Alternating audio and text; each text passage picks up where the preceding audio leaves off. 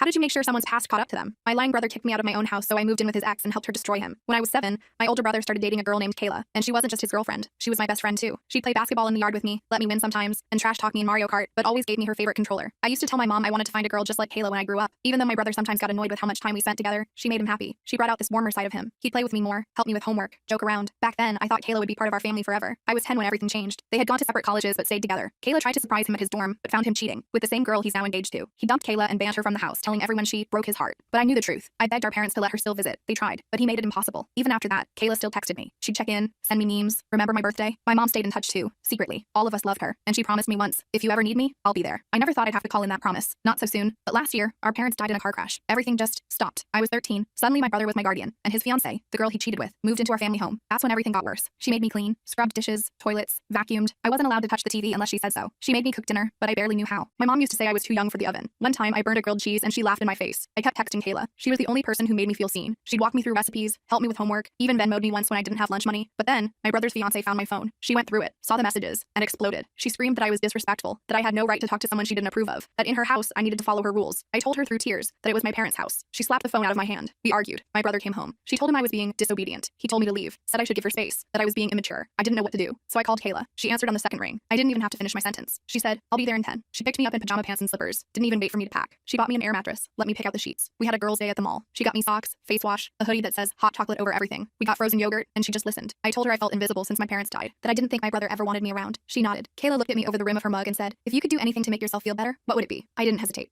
I just want them to feel as small as they made me feel. She nodded, set the mug down, and smiled. Then let's do something about it. We both knew we had to be smart. No social media, no texts, no paper trail, nothing that could be pinned on us. Just enough chaos to shake their picture-perfect little world. The plan started with something simple, noise complaints. Kayla knew one of her old friends who still lived near my parents' house. Every other night she'd file a complaint anonymously. Loud yelling, domestic disputes, suspicious activity. Each call was vague, but serious enough for the cops to knock at their door repeatedly. Next, we tackled the one thing Jerry's fiancée actually cared about, status. She was planning a massive engagement dinner at a swanky restaurant, something my parents would have hated, but Jerry didn't care. Kayla made one call, a fake catering inquiry, then another, and another, until the restaurant's schedule was so tangled, her reservation got dropped entirely. No refund, no rebooking, just a full room and nowhere for them to host it. A few days later, Kayla sent a gift to their house with a note that read, to the grieving girl who lost her moral compass. We're so sorry for your loss. A friend. It rattled them. I know because my brother called me that night, furious. Did you put Kayla up to this? He barked. I'm not allowed to talk to people you don't approve of, remember? I said sweetly before hanging up, but it didn't end there. The last part of our plan took a little more effort. Kayla knew Jerry's fiancé had applied for a scholarship program to go back to school. She needed glowing references from people in the community. So we made a few calls, anonymously of course. We let them know about the unpaid fines she had from previous apartments, about the little scam she'd run during the pandemic selling fake designer bags online, about the way she was currently caring for a minor. Her application got flagged. She didn't know why, but I did. And the best part, none of it could be traced back to us. The next time I saw my brother, he looked tired. As for me, I'm finally sleeping through the night. Kayla and I haven't said it out loud, but we both know the revenge isn't over. We're just getting started. The rest of the story is on my page. Use the link below to watch the whole thing.